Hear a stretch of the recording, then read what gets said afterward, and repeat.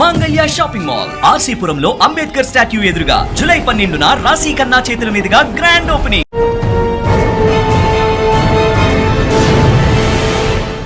మీరు ప్రొఫెషనల్ అడ్వకేటా, కమర్షియలా, సర్వీస్ మోటా? It all depends. మొత్తం త్యాగమే చేస్తామంటే త్యాగం చేస్తామని చెప్పను మురళి గారు, ఎందుకంటే నాకు కడుపు ఉంది, నాకు కుటుంబం ఉంది, బతకాలనే ఆశ ఉంది కాబట్టి. సో ఎవరికైతే పేయింగ్ కెపాసిటీ లేనటువంటి పేద ప్రజలు ఉంటారో, నిజంగా రఘునందన్ రావు మా తరఫున వచ్చి నిల్చుంటే మాకు న్యాయం జరుగుతుందని చాలామంది వచ్చి అడుగుతూ ఉంటారు. అట్లాంటి కేసులలో I don't expect anything Murali గారు. రఘునందన్ గారి పేరు షామీర్పేట ఎక్స్చేంజ్ ఆఫ్ ఫైర్ మీద మరొకసారి మారబోతుంది. ఒకసారి ఆ కేసు గురించి. సో బేసికల్గా అందులో క్రైమ్ చేసినటువంటి వాళ్ళు సిద్దిపేటకి సంబంధించినటువంటి వాళ్ళు. అక్కడ జరిగింది ఏంది,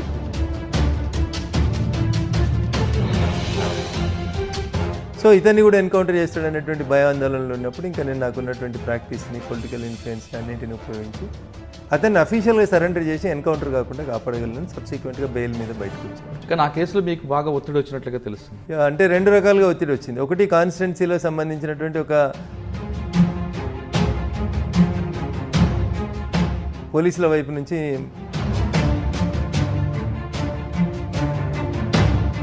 పోలీసులు కరెక్ట్గా ఎవిడెన్స్ తీసుకురావాలంటే ఏం చేయాలి? శిక్ష పడాలంటే అక్కడ మీరు బేసికల్గా మొదటి నుంచి జరగాల్సింది ఏంటంటే విట్నెస్ని అలర్ట్ చేయాలి, టీఐ పరేడ్ చేయించాలి.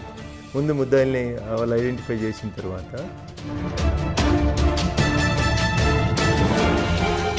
అదొకటి. ప్లస్ ఎంత పెద్ద నేరస్తుడైనా సంఘటనా స్థలంలో ఏవో కొన్ని క్లూస్ వదిలేసిపోతాడు మురళి. వాటిని సైంటిఫిక్గా కలెక్ట్ చేయాలి, ఫోరెన్సిక్ సైన్స్ ల్యాబొరేటరీకి పంపాలి. నయీం బతుకున్నప్పుడు ఎక్కడ కూడా నయీం వైఫ్ కానీ తమ్ముళ్ళు కానీ ఎవరు కూడా బెదిరిస్తున్నట్లు కానీ స్క్రీన్ మీద రాలేదు. కానీ చనిపోయిన తర్వాత నయీం వైఫ్, నయీం బావ, నయీం చెల్లు బెదిరిస్తున్నారంటూ వాళ్ళని పదే పదే అరెస్ట్ చేయడం ఎంతవరకు కరెక్ట్? నయీంతో పాటు ఇంకెవరైనా క్రైమ్ చేసి ఉంటే వాళ్ళు బాధ్యులు అవుతారు. ఆయన పోయిన తర్వాత ఆయన కుటుంబ సభ్యుల్ని అరెస్ట్ చేయడం అనేది అన్యాయం. అందులో నయీం కుటుంబ సభ్యుల వైపు నిలబడి మీరు వాళ్ళకి ఏ విధంగా న్యాయం చేస్తారు? నయీం ఏం చేసినాడు అనేది పోలీసులకు తెలుసు, నయీంకి తెలుసు, మీకు తెలుసు మురళి గారు. వైఫ్కి అయితే తెలియదు కదా. అదొక ప్రైవేట్ సామ్రాజ్యంగా విస్తరించేటువంటి ప్రయత్నం చేసినట్టు కనబడతా ఉంది ఆ కేసు. కానీ వాళ్ళ మీద మీరు పిటిషన్ వేయచ్చు కదా. వేస్తా ఉన్నాం కానీ కోర్టులు కూడా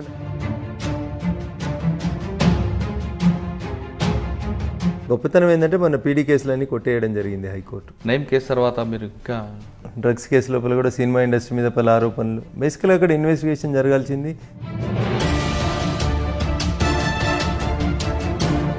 దాన్ని ఆ దిశగా డ్రైవ్ చేయకుండా దాన్ని తీసుకెళ్ళి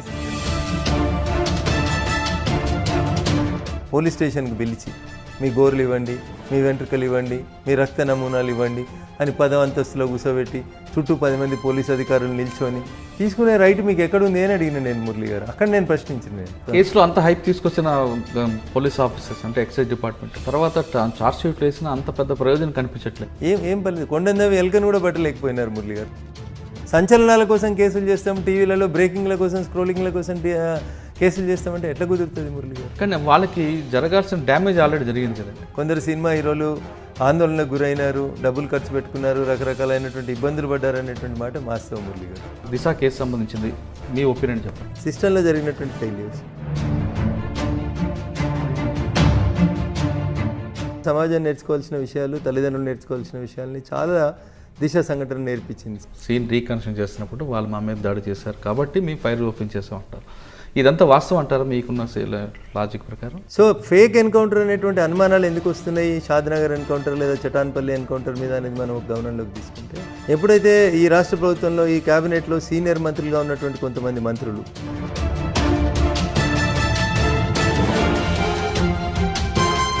వాళ్ళ మాటలు మాట్లాడి ఉండకపోతే దిశ ఎన్కౌంటర్ గురించి ఇంత ఇష్యూ ఉండేది కాదు మురళి గారు. ముఖ్యమంత్రి గారిని మిమ్మల్ని ఎన్హెచ్ఆర్సీ లేకపోతే రేపు సుప్రీంకోర్టు ప్రశ్నించాల్సి వస్తే ఇదే చెప్తారా? అప్పుడు ముఖ్యమంత్రి గారు జైలుకి పోవాల్సి వస్తుంది, మంత్రులు జైలుకి పోవాల్సి వస్తుంది.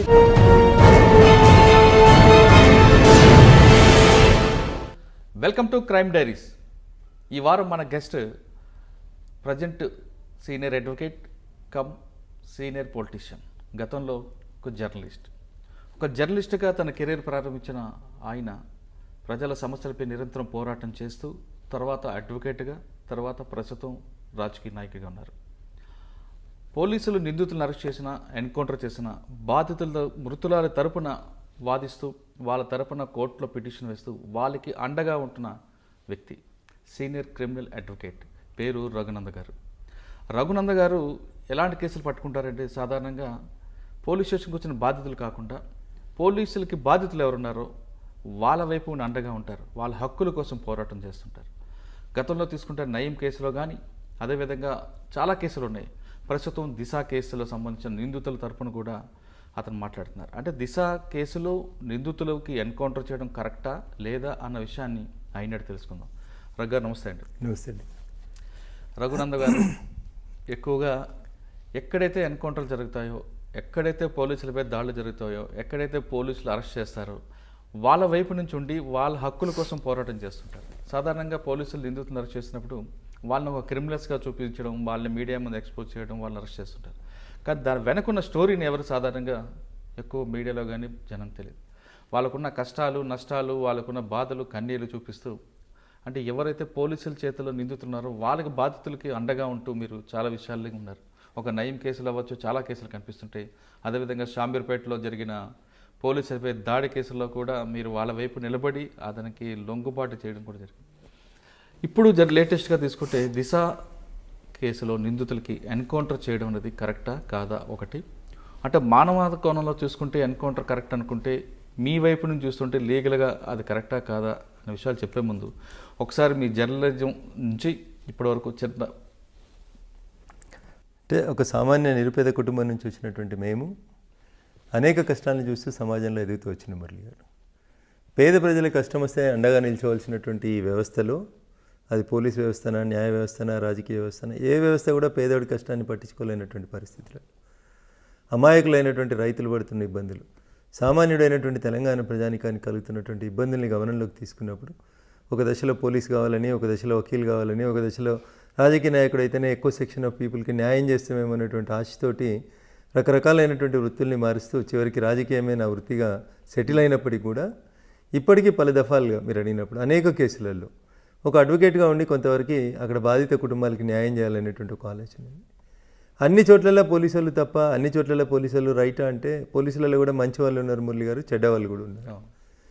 సో దిశ ఎన్కౌంటర్ జరిగినటువంటి మొదటి 1-2 రోజులలో ప్రజల నుంచి వచ్చినటువంటి ఉత్సాహం, స్పందన చూస్తే ఈ దేశంలో ఏదో వ్యవస్థలు విఫలం చెందుతూ ఉన్నాయి, వ్యవస్థలు విఫలమైనాయి కాబట్టి ప్రజలలో ఒక రకమైనటువంటి ఆవేదన, ఆవేశం వస్తూ ఉంది. ప్రజలందరూ కూడా ఈ వ్యవస్థల్ని సరి చేయడానికి ఎన్కౌంటరే సరైంది అనేది భావించినారు అనేటువంటి ఒక మెసేజ్ని అటు మీడియా కానీ అక్కడ జరిగినటువంటి సంఘటనలు బట్టి కానీ మనం గమనించి విషయం వెళ్ళే ముందు మీరు గతంలో చేసిన కేసుల గురించి ఒకసారి డిస్కస్ చేద్దాం. మీరు జర్నలిస్ట్గా ఉన్నప్పుడు రాసిన పటాన్చేరులో పారిశ్రామిక వాడల మీద జరిగిన విషయంతో పాటు మీరు అడ్వకేట్. ఇప్పుడు అక్కడ నేను మొదటి నుంచి కూడా మురళి గారు చిన్న కుటుంబం నుంచి వచ్చిన కాబట్టి మానవతా హృదయంతో స్పందించడం కొంచెం అలవాటు అయింది నాకు. ఈనాడు రిపోర్టర్గా నేను పనిచేసేటప్పుడు మురళి గారు ఒక చిన్న సంఘటన చెప్తాను మీకు, హృదయ విదారకరమైనటువంటి సంఘటన. పటాన్చేరు అంటేనే కాలుష్యానికి కాసారంగా మారింది, మీరు చూసారు. పోచారం అనేటువంటి ఒక గ్రామంలో ఒక తల్లికి 14 సార్లు అబార్షన్లు అయినాయి మురళి గారు. ఏంది అంటే ఆ గ్రామం, పోచారం అనే గ్రామం నక్కవాగు తలాపునే ఉంటుంది. ప్రతి పరిశ్రమ విడుదల చేసినటువంటి రసాయనాలన్నీ నక్కవాగులో లోపలికి పర్కులేట్ అయ్యి భూమి లోపలికి, అసలు ఆ పోచారం అనేటువంటి విలేజ్ లోపల జనజీవనం అతలాకుతలమైనప్పుడు నక్కవాగు గురించి సంబంధించినటువంటి అనేక public interest litigation petitions move చేస్తే నాడు జస్టిస్ జీవన్ రెడ్డి గారు చెప్తారు, పటాన్చెరులో ఉన్నటువంటి నక్కవాగు చచ్చిపోయింది అన్నారు. అంటే దాని నీరు దేనికి ఉపయోగకరం కాదు అన్నారు. ఇంకో దశ లోపల సుదర్శన్ రెడ్డి గారు అనుకుంటే దాన్ని మినీ చెర్నోబిల్గా డిక్లేర్ చేసినటువంటి పరిస్థితి వచ్చింది పటాన్చెరుకి. సుప్రీంకోర్టే జోక్యం చేసుకొని పటాన్చెరు చుట్టూ ఉన్నటువంటి కొన్ని గ్రామాలకి ఉచితంగా రక్షిత మంచినీరు ఇవ్వాలని చెప్పి ఆర్డర్ ఇచ్చేటువంటి పరిస్థితికి వచ్చింది. సో అట్లా కాలుష్యానికి వ్యతిరేకంగా మొదలైనటువంటి మా పంచాయతీ పేద ప్రజలకు అనుకూలంగా ఉండేటువంటి అనేక సమస్యల్ని పోరాడాల్సి వచ్చింది. రామచంద్రపురం మండలం బండ్లగూడ అని ఇంకో గ్రామం ఉంటుంది మురళి గారు. ఏ బ్లూ బేబీ ఈజ్ బార్న్. జనరల్గా మనిషి ఎందుకు ఇట్లా ఉంటాడు, మనిషి రక్తం ఎందుకు ఎర్రగా ఉంటుంది అంటే హీమోగ్లోబిన్ ఉంటే, బ్లడ్లో హీమోగ్లోబిన్ ఉంటుంది కాబట్టి మనిషి రక్తం ఎరుపుగా ఉంటుంది మురళి గారు. కానీ బండ్లగూడలో ఒక తల్లికి పుట్టినటువంటి బిడ్డ నీలి రక్తంతో పుట్టింది. సో కొద్ది రోజులకే చనిపోయింది పాప. దాని మీద జరిగినటువంటి ప్రయోగాలలో తెలిసింది ఏంటంటే ఆ పాప రక్తంలో హీమోగ్లోబిన్ ప్లేస్ లోపల సీసం అక్యుములేట్ అయింది, లెడ్ వచ్చింది. ఎక్కడి నుంచి వచ్చింది లెడ్? బండ్లగూడ చుట్టుపక్కల ఉన్నటువంటి మనుషులందరూ రక్తం శాంపుల్స్ తీసుకొని చూస్తుంటే వారి బ్లడ్ లోపల లెడ్ పర్సెంటేజ్ పెరుగుతుంది అనేది సైంటిస్టులు గమనించినారు. ఎక్కడి నుంచి వచ్చింది?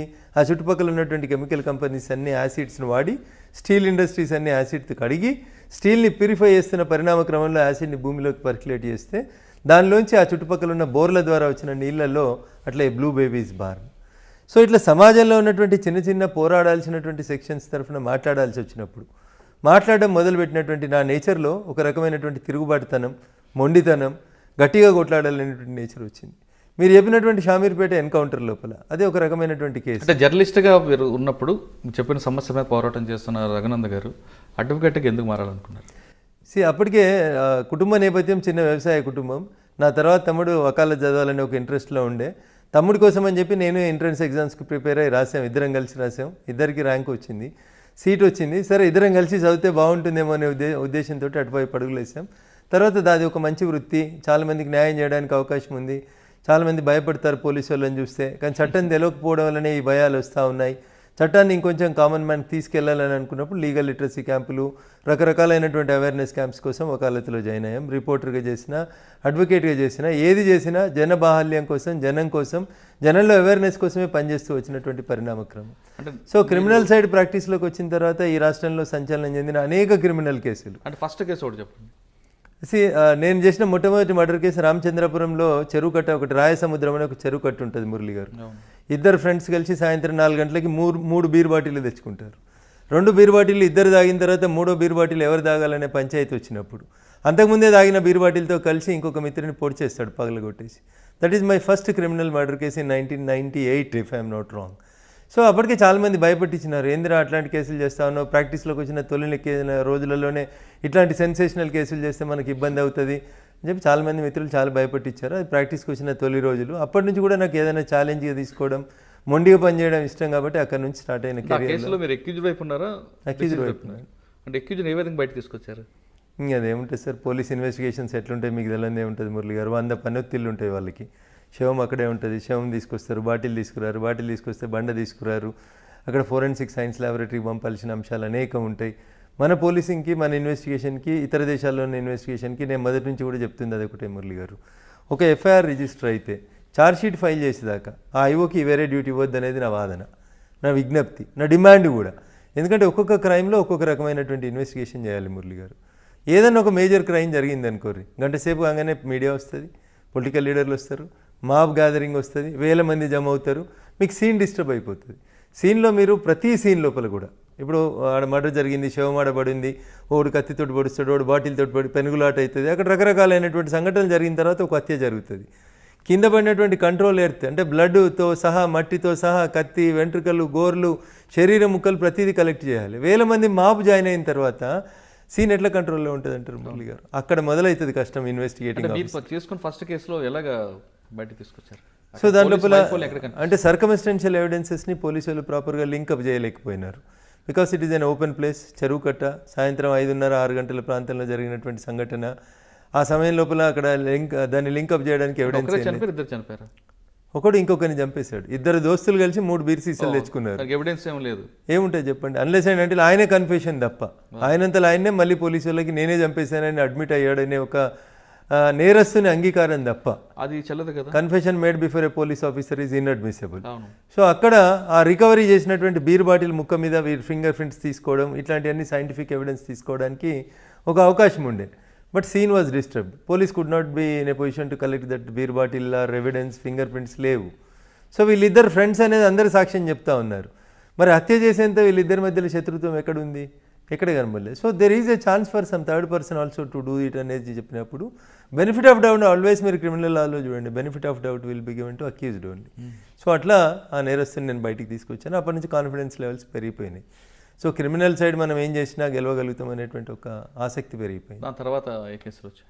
ఇంకా తర్వాత అన్ని సంగారెడ్డి, మా మెదక్ జిల్లా కేంద్రం లోపల వచ్చినటువంటి అనేకమైనటువంటి కేసులలో శివంస్ దగ్గర ఫైరింగ్ అయి పారిపోయిండని ఒక నక్సలైట్ నాయకుడు నందు అని వచ్చి ఉండే, జనశక్తికి సంబంధించిన అతని కేసుతోటి మొదలుకుంటే ఇట్లా మా జిల్లా లోపల కానీ రాష్ట్రంలో. కేసు గురించి ఒకసారి చెప్పండి. మీరు గుర్తుండాలి, కోర్టులో ప్రొడ్యూస్ చేయడానికి నందు ఎలియాస్ మోహన్ రెడ్డి అని ఒకతన్ని తీసుకెళ్తూ ఉంటారు. అతను జనశక్తిలో సింపథైజర్గా పనిచేస్తూ ఉన్నారు. కోర్టులో ప్రొడ్యూస్ చేయడానికి పోతే శివంస ప్రాంతం లోపల పోలీస్ జీబులోంచి వెనకాల నుంచి దూకి పారిపోయే ప్రయత్నం చేసినాడని, పబ్లిక్ ప్లేస్లో ఫైరింగ్ అయింది, తిరిగి పట్టుకున్నారని, అట్లా చాలా కేసులు పెట్టారు అతని మీద, జనశక్తికి సంబంధించిన ఒక దళ నాయకుడు. సో ఆ కేసు లోపల కూడా ఏం ఎవిడెన్సెస్ ప్రాపర్గా కలెక్ట్ చేయలేకపోయినారు. మా మెదక్ జిల్లా రకరకాల ఓపెన్గా జరిగిన ఇష్యూలో కూడా పోలీస్ ఇన్వాల్వ్మెంట్ కాలేదు అక్కడ. నేను అదే చెప్తా ఉన్నా మురళి గారు, పోలీసులకు ఉండేటువంటి పనొత్తిడే ఇక్కడ మనకి మాలాంటి అడ్వకేట్లకు ఉపయోగపడుతుంది. మీకు ఐఓ చేయాల్సినటువంటి ఇన్వెస్టిగేషన్ లోపల ఆయనకు ఉండదు. పొద్దున్న లేవగానే రోడ్డు మీద యాక్సిడెంట్ అవుతుంది, ఈ ఎఫ్ఐఆర్ ఎవరో ఎస్ఐకో లేకపోతే కానిస్టేబుల్కో రైటర్కో ఇచ్చేస్తాడు, ఇంకో కేసులో వెళ్ళిపోతాడు. సో ఈ కేసులో మొత్తం ఎవిడెన్సెస్ కలెక్ట్ చేయాలంటే ఆయన ఒక 10 గంటలు ఆ కేసుని ఆలోచించాల్సి ఉంటుంది. సో ఈ డోంట్ ఫైండ్ టైం. 10 గంటల సంగతి దేవుడు ఎరుగు మీకు. ఈ ఫోను ఆ ఫోను, ఈ రోడ్ యాక్సిడెంట్, ఆ ఎమ్మెల్యే వచ్చిండు, ఆ మంత్రి వచ్చిండు, ఈడ గొడవ అయింది, ఆడ దొమ్మి అయింది, ఈడ హౌస్ బ్రేక్ అయింది, పరిగెడుతూనే ఉంటారు. రోజు 10 ఎఫ్ఐఆర్లు నమోదవుతున్నటువంటి పోలీస్ స్టేషన్లో మీకు పోలీసు వాళ్ళ నుంచి న్యాయం జరుగుతుందని ఎట్లా ఎక్స్పెక్ట్ చేస్తారు చెప్పండి? అన్లెస్ అండ్ అంటే దాని వెనకాల ఏదో పెద్ద ప్రెషర్ ఉంది, గొడవ అవుతుంది, కంపల్సరీ బాగా రాయాలి అన్నప్పుడు ఒక పీపీని పిలుచుకోనో, పీపీ ఒపీనియన్ తీసుకునో, 4 సీనియర్ ఆఫీసర్లను తీసుకునో 4 కేసులు చేస్తున్నారు. లేకపోతే మీకు భారతదేశంలో కన్విక్షన్ రేట్ ఎంత ఉంది మురళి గారు చెప్పారు? సిబిఐ లాంటి గొప్ప ఏజెన్సీ చేస్తే కూడా not even 5% there is a conviction. సరే మరి వ్యవస్థల మీద నమ్మకం ఎట్లుంటుంది, ప్రజలకు విశ్వాసం ఎట్లుంటుంది? మోరల్ కన్విక్షన్స్ పడతా ఉన్నట్టుగా భావించాలి. ఆ కేసు తర్వాత నెక్స్ట్ సో ఆ పరిణామ క్రమంలో మా జిల్లాలో చాలా నక్సల్స్ మూవ్మెంట్ జరిగి ఉండే అప్పుడు. చాలామంది నక్సలైట్లు ప్రజల్ని చంపడం, ప్రజల నుంచి రివోల్ట్ రావడం, ఇట్లాంటి చాలా కేసులు జరుగుతూ ఉంటున్నప్పుడు చాలా కేసులు చేసినాం మురళి గారు. మీరు అట్లా సడన్గా అడిగారు. 25 years ఆఫ్ ప్రాక్టీస్లో అనేక రకాలైనటువంటి కేసులు మా జిల్లాలో. మీరు చేస్తున్న అన్ని కేసుల తర్వాత రఘునంద్ గారి పేరు షామీర్పేట ఎక్స్చేంజ్ ఆఫ్ ఫైర్ మీద మరొకసారి మారబోగింది. ఒకసారి ఆ కేసు గురించి, ఎందుకంటే అప్పుడులో పోలీసుల మీద కాల్పులు జరిపి పారిపోయిన వ్యక్తిని మీరు సరెండర్ చేయడం, అతనికి బెయిల్ ఇప్పించడం లాంటివి చేశారు. అంటే మురళి గారు ఇప్పుడు ఒక కేసుకి ఇంకొక కేసుకి పొంతనుండదు, పోలిక ఉండదు క్రైమ్ లోపల. సో బేసికల్గా అందులో క్రైమ్ చేసినటువంటి వాళ్ళు సిద్దిపేటకి సంబంధించినటువంటి వాళ్ళు. అక్కడ జరిగింది ఏంది, కొంతమంది ఇంజనీరింగ్ కళాశాలకు సంబంధించినటువంటి పిల్లలు దొంగ నోట్లని సర్క్యులేట్ చేస్తున్నారు అనేటువంటి ఒక అనుమానం వచ్చినప్పుడు బాలానగర్ ప్రాంతానికి సంబంధించినటువంటి సిసిఎస్ పోలీస్ అధికారులు వలవన్ని కొంతమందిని ట్రాప్ చేస్తే సిద్దిపేట నుంచి కొంతమంది పిల్లలు వచ్చి ఆ ఫేక్ కరెన్సీకి సంబంధించిన డాక్యుమెంట్స్ ఇచ్చినారు. దాన్ని తయారు చేస్తున్నటువంటి ఒక వ్యక్తిని మళ్ళీ పిలవడానికని పోలీసు వాళ్ళు ట్రాప్ చేసినారు. ట్రాప్ చేసి రమ్మన్నప్పుడు వాడికి ఎందుకో డౌట్ వచ్చి వాడు ఇంకో 2-3 స్నేహితులను తీసుకొని కారులో వచ్చి షామీర్పేట ప్రాంతంలో ఉన్నారు. ఈవినింగ్ ఇట్ అబౌట్ 5:45, 6 ఆ ప్రాంతంలో. సో వీళ్ళు కారు దిగి దగ్గరికి వస్తున్నప్పుడు ఆ పిల్లల పక్కన సివిల్ డ్రెస్లో ఉన్నటువంటి వాళ్ళని చూస్తే వాళ్ళకి అనుమానం వచ్చింది. వాళ్ళు పోలీసు వాళ్ళు ఏమో అని డౌట్ వచ్చింది వాళ్ళకి. ఈ లోపలనే పోలీసు వాళ్ళు వీళ్ళని చుట్టుముట్టడం జరిగింది. అక్కడ ఎక్స్చేంజ్ ఆఫ్ ఫైర్ ఏం జరగలేదు నాకు తెలిసి. ఆ దొంగ నోట్లు తయారు చేస్తాడని ఆరోపణ ఎదుర్కొంటున్నటువంటి వ్యక్తి ముస్లిం. అతను పోలీసు వాళ్ళు పట్టుకోవడానికి ప్రయత్నం చేసినప్పుడు అతని దగ్గర ఒక కత్తి ఉండే, ఆ కత్తితోటి ఆ ఎస్ఐ గారిని గాయపరిచినాడు. ఇమ్మీడియట్గా పక్కన ఉన్నటువంటి మఫ్టీలో ఉన్నటువంటి పోలీసు వాళ్ళు ఫైర్ ఓపెన్ చేసినారు. మిగతా వాళ్ళంతా పారిపోయినారు. అతను అక్కడే చనిపోయినాడు. ఎస్ఐ గారు కొంచెం కత్తితో పొడిచినటువంటి గాయాలైన ఇంకో కానిస్టేబుల్ చనిపోవడం జరిగింది ఆ పెనుగులాట్లో. సో వారికి సంబంధించిన వాళ్ళందరూ మా సిద్దిపేట దుబ్బాక ప్రాంతానికి సంబంధించినటువంటి పిల్లలు వాళ్ళంతా. నేను అప్పటికే ఒకసారి దుబ్బాక నుంచి ఎమ్మెల్యేకి పోటీ చేస్తున్నాను. క్రిమినల్ సైడ్ కొంచెం బాగా ప్రాక్టీస్ చేస్తానని పేరున్న అడ్వకేట్ని. సో అప్పుడు హైదరాబాద్ పోలీస్ కమిషనర్ రంగారెడ్డి సైబరాబాద్ ప్రాంతానికి వస్తుంది. సైబరాబాద్ పోలీస్ కమిషనర్గా ఉన్నటువంటి ఆఫీసర్ కొంచెం స్ట్రిక్ట్ అని, ఎన్కౌంటర్ చేస్తారని, ఇట్లా రకరకాలైనటువంటి ఊహాగానాలు జరుగుతున్నటువంటి తరుణంలోనే ఒక ఎన్కౌంటర్ అయింది శంషాబాద్ ప్రాంతం లోపల. బాగా దొంగతనాలు చేస్తాడని శివ అనేటువంటి ఒక వ్యక్తి ఎన్కౌంటర్ అప్పుడే జరిగింది. సో ఇతన్ని కూడా ఎన్కౌంటర్ చేస్తాడనేటువంటి భయాందోళనలు ఉన్నప్పుడు ఇంకా నేను నాకున్నటువంటి ప్రాక్టీస్ని, పొలిటికల్ ఇన్ఫ్లుయెన్స్ని అన్నింటిని ఉపయోగించి అతన్ని అఫీషియల్గా సరెండర్ చేసి ఎన్కౌంటర్ కాకుండా కాపాడగలను. సబ్సిక్వెంట్గా బెయిల్ మీద బయటకు వచ్చాడు. ఆ తర్వాత ఇంకా చాలా కేసులు. అంటే ఆ కేసులో అతనికి శిక్ష పడిందో బయటకు వచ్చారు? లేదు, ఇంకా ట్రయలే కాలేదు. ఇంకా పోలీసులు అక్కడ ఎన్కౌంటర్ 302 రిజిస్టర్ చేయలేదు counter case. Still the FIR is pending. Police చేయలేదు. పోలీసుల పద్ధతి ఏముంటుందంటే సుప్రీంకోర్టు ఎన్ని గైడ్ లైన్స్ ఇచ్చినా పోలీసులు పట్టించుకోరు మురళి గారు. మళ్ళీ ఎవరో వెళ్ళి కోర్టులో దరఖాస్తు చేసి రేపు ఆ కేసు ట్రయల్ వచ్చినప్పుడు ముద్దాయి తాలూకోలు, చనిపోయిన వాళ్ళు తాలూకోలు ఎవరో హైకోర్టుకు ఉత్తరం రాసినప్పుడు again you investigate the case అన్నప్పుడు మళ్ళీ మొదటి నుంచి గొడవ స్టార్ట్ అవుతుంది దాంట్లో.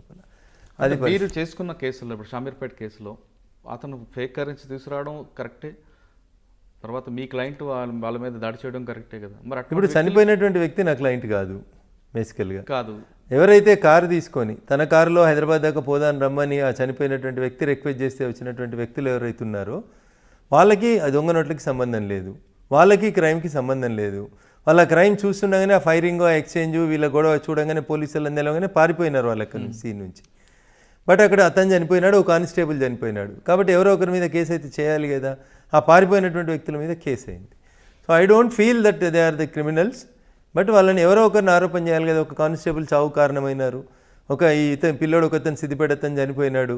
కంపల్సరీ కేసు, దాని కౌంటర్ కేసు 2 ఉండాలి. కానీ ఒకటే కేసు కట్టి ఈ అబ్బాయి మీద కేసులు చేస్తూ ఉన్నారు. So that case I'm doing trial. ఇంకా ఛార్జ్షీట్ ఫైల్ కాలేదు, దాంట్లో ఫైల్ అయితే కేసు. కానీ ఆ కేసులో మీకు బాగా ఒత్తిడి వచ్చినట్లుగా తెలుస్తుంది. అంటే 2 రకాలుగా ఒత్తిడి వచ్చింది. ఒకటి కాన్స్టిట్యున్సీలో సంబంధించినటువంటి ఒక కాస్ట్, మేజర్ కాస్ట్కి సంబంధించినటువంటి పిల్లలు వాళ్ళందరూ.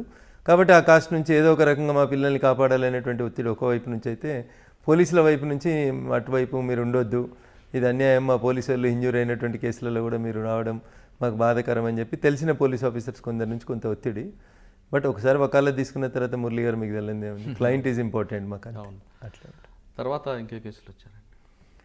చాలా కేసులు మురళి గారు. ఇప్పుడు నయీం కేసు వచ్చింది, డ్రగ్స్ కేసు వచ్చింది. ఈ రాష్ట్రంలో సంచలనం సృష్టించిన ప్రతి కేసు వెనకాల ఐదర్ అటో ఇటో ఎటో ఒక దిక్కు నేను వకాలత్ చేస్తూనే వస్తూ ఉన్నాను. కాకపోతే రాజకీయాల్లో ఎక్కువ యాక్టివ్గా ఉంటున్నాం కాబట్టి అన్ని కేసులలో మనం డైరెక్ట్ పక్కన పెడితే మీ నయీం కేసు కూడా బాగా సంచలనం అయింది. అంటే అందులో నయీం 1000 కోట్లు సంపాదించారు, తర్వాత ఒక అసాంఘిక శక్తిగా మారాడు కాబట్టి ఎన్కౌంటర్ చేశాం అని పోలీసులు చెప్తున్నారు.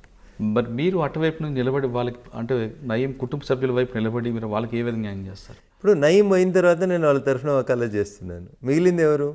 భార్య, పిల్లలు, చిన్నపిల్లలు, 10th క్లాస్ ఇంటర్మీడియట్ చదువుతున్నటువంటి పిల్లలు, ఒక ఆడపిల్ల 5th 6th చదువుతున్నటువంటి అమ్మాయి. వాళ్ళని తీసుకెళ్ళి హోమ్లో ఉంచారు, వాళ్ళ మదర్ని తీసుకెళ్ళి జైల్లో వేశారు, ఆమె మీద పీడీ యాక్ట్లు పెట్టారు.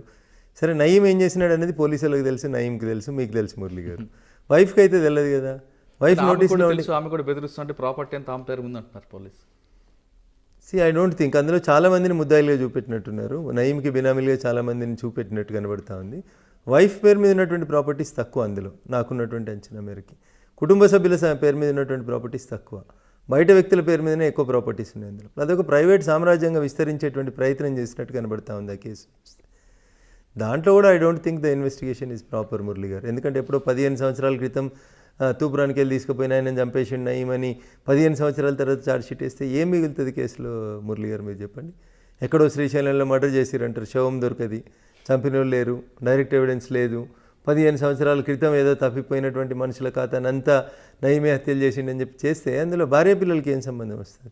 How you will establish the crime? మీరు ఆమె వైపు నిలబడినా సరే పోలీసులు ఆమెకి మళ్ళీ ఆ కేసుతో పాటు చాలా కేసులు అరెస్ట్ చేయడం, రిపీట్గా అరెస్ట్ చేస్తున్నారు. మరి ఆమెకి ఎక్కడ న్యాయం జరిగినట్లు అనిపిస్తుంది? ఇప్పుడు ఒక దశలో మేము దాంట్లో హైకోర్టును మూవ్ చేయాలనుకున్నాం. ఇప్పుడు ఒక కేసులో అరెస్ట్ చేస్తారు, బెయిల్ తీసుకోగానే మళ్ళీ ఇంకో కేసులో అరెస్ట్ చేస్తారు. ఒక 100 కేసులు ఆమె మీద నేరం ఆరోపించబడితే మురళి గారు, పోలీసు వాళ్ళు ఆలోచించాల్సింది ఏంటంటే, ఒకటే క్రైమ్కి సంబంధించి లేదా ఒకటే కుటుంబానికి సంబంధించి మీ దగ్గర 100 కేసులు ఉన్నాయి. ఒక కేసులో అరెస్ట్ అయినప్పుడు మిగతా కేసులలో కూడా పీటీ వారెంట్లు వేస్తే అయిపోతుంది కదా. ఆమెను ఇప్పటికి 4 సార్లు అరెస్ట్ చేసినారు. ఒకసారి పీడీ కేసు పెట్టినారు, పీడీ కేసుని హైకోర్టు కొట్టేసింది, ప్రివెంటివ్ డిటెన్షన్ కేసుని. సో కాబట్టి ఆ కేసు లోపల పోలీసు వాళ్ళు ఎందుకు నయీంను పెంచినారు, పోలీసు వాళ్ళు నయీం తోటి మంచి చేయించినారా, చెడు చేయించినారా, నయీం అవసరం పోలీసులకు ఎంతసేపు ఉంది అనేది పోలీసు వాళ్ళు, ఆయనతో పనిచేసిన పోలీసులు కానీ లేదా ఆయనతో పని చేయించిన పోలీసు అధికారులకు కానీ బాగా తెలిసి ఉంటుంది మురళి గారు. ఆయన పోయిన తర్వాత ఆయన భార్య కూడా ఆ క్రైమ్లలో ముద్దాయి అని చెప్పి పెట్టడాన్ని నేను అపోజ్ చేస్తూ ఉన్నాను.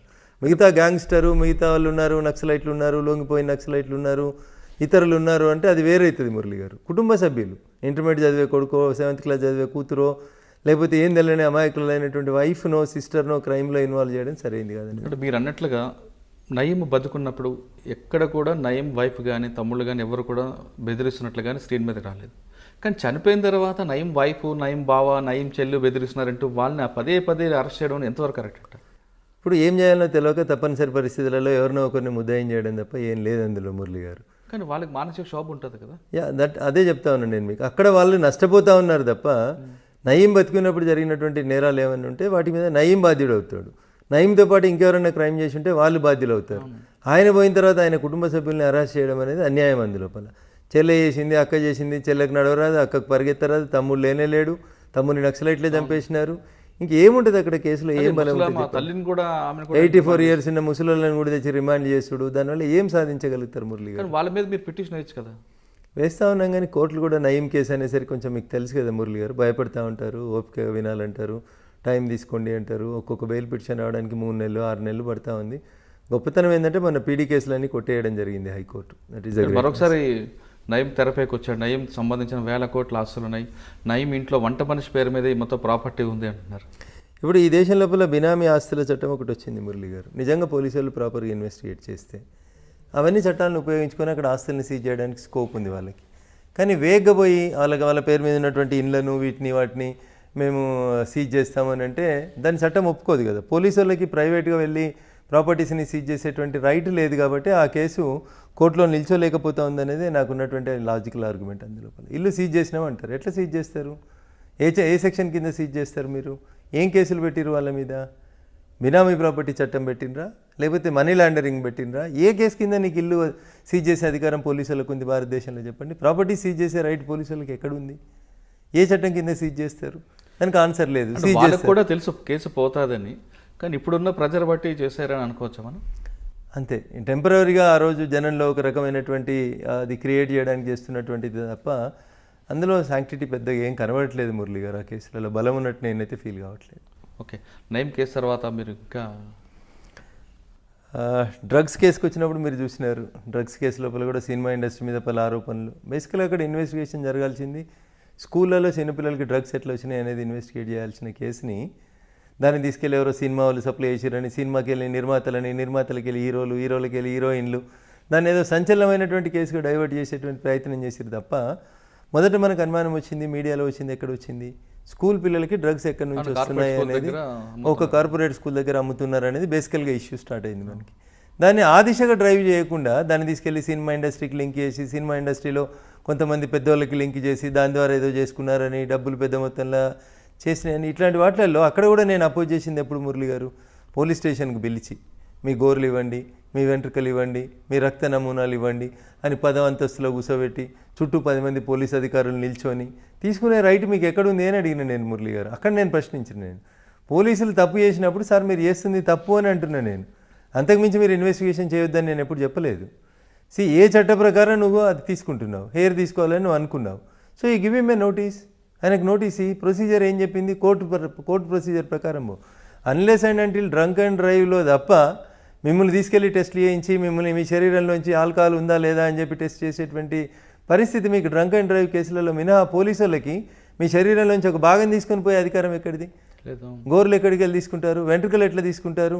తీసుకోమని నీకు చట్టం చెప్తే ఏ చట్ట ప్రకారం తీసుకుంటున్నావు నాకు నోటీస్ ఇవ్వమని అడిగా నేను.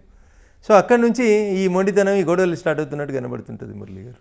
దాంట్లో కూడా హైకోర్టు అదే చెప్పింది, మేము కేసు ఫైల్ చేసిన తర్వాతనే మీరు ఎవరిని పిలిచినా వాళ్ళ కాన్సెంట్ లేకుండా వాళ్ళ శరీరంలోని ఏ పార్ట్ కూడా తీసుకోవద్దు అని చెప్పింది. అది నేచురల్ జస్టిస్ మురళి గారు. అది అక్కడే గొడవ స్టార్ట్ అవుతుంది. ఆ కేసులో అంత హైప్ తీసుకొచ్చిన పోలీస్ ఆఫీసర్స్ అంటే ఎక్సైజ్ డిపార్ట్మెంట్ తర్వాత ఛార్జ్ షీట్ వేసిన అంత పెద్ద ప్రయోజనం కనిపించట్లేదు. ఏం పర్లేదు, కొండందవి ఎల్కను కూడా పట్టలేకపోయినారు మురళి గారు. నేను అదే చెప్తా ఉన్నా మీకు.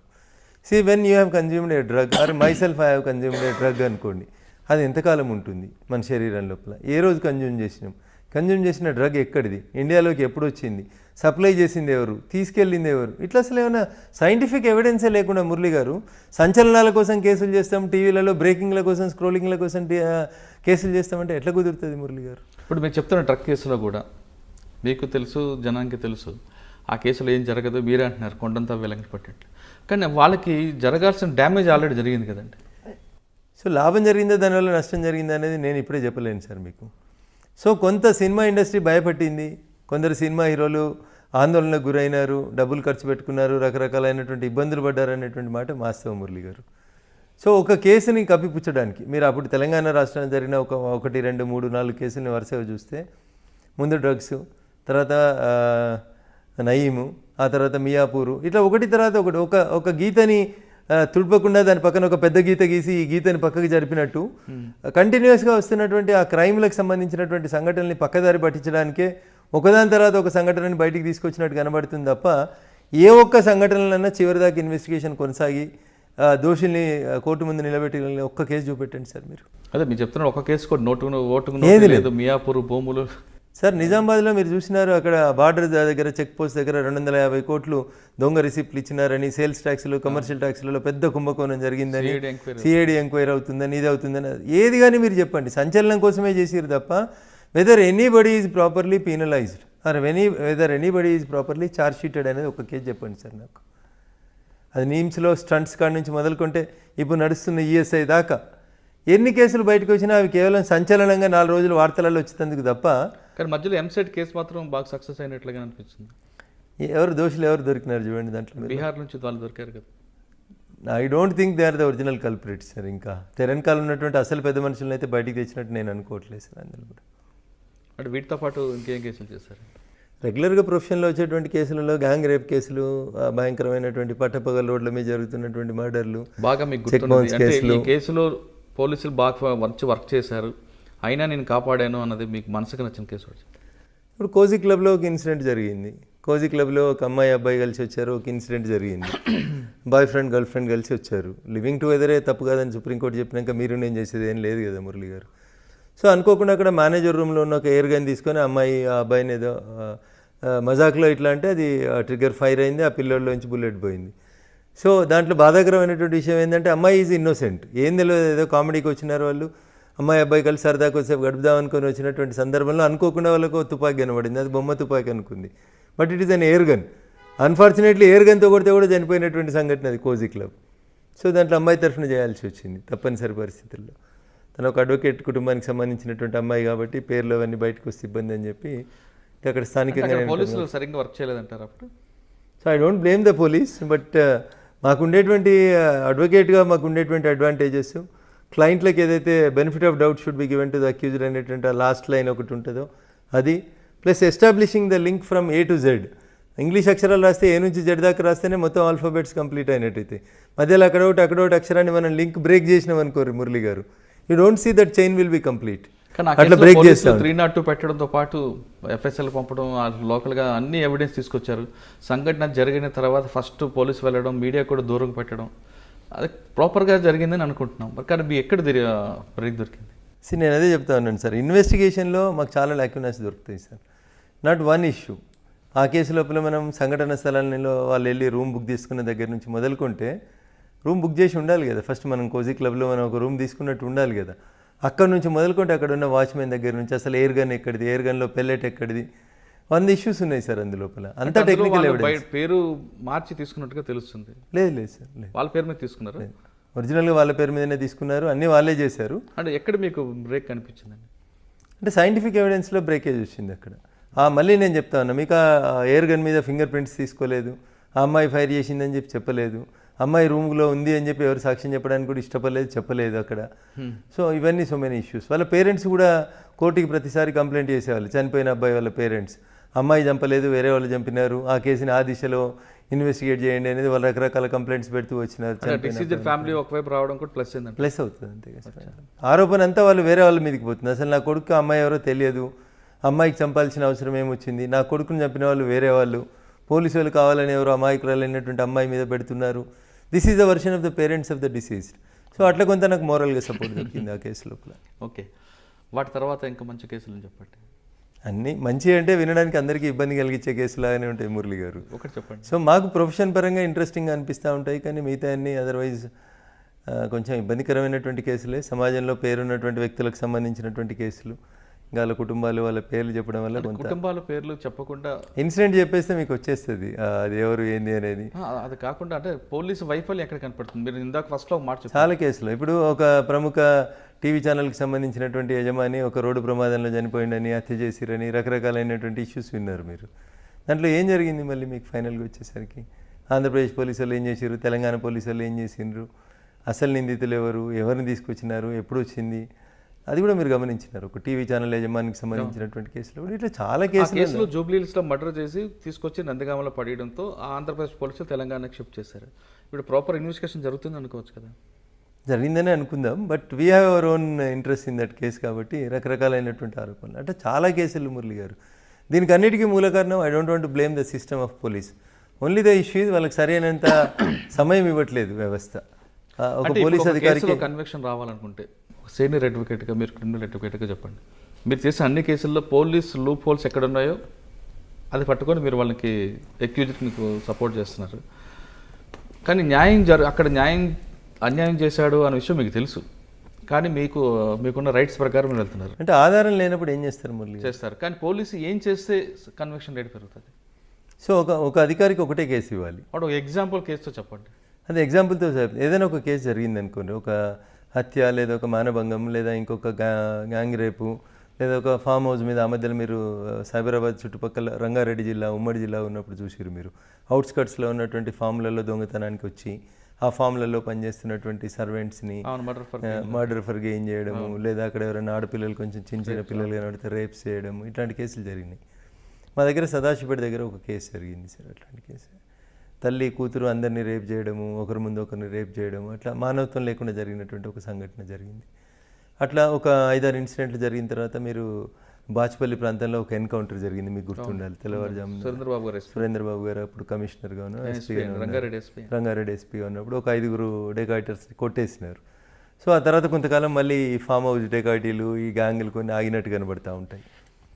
ఇప్పుడు మీకు మా ఏరియాలో ముత్తూట్ ఫైనాన్స్ దొంగతనాలు, యూకో బ్యాంక్ అని ఒక బ్యాంకుని పట్టపగలు దోసినారు, 32 లక్షలు దోసుకుపోయినారు పట్టపగలు పటాన్చేరులో. ఆ యూకో బ్యాంక్ కేసు చేసినాం మేము. ముత్తూట్ ఫైనాన్స్ కేసెస్లో కిలోలు బంగారం తీసుకుపోతా ఉన్నారు పగటిపూట వచ్చి. మీరు చెప్తున్న ఫస్ట్ కేసులో యూకో బ్యాంక్ కేసులో మీ కేసు బ్రేక్ కావడానికి అసలు ఎంతకాలం పట్టిందో తెలుసా మురళి గారు?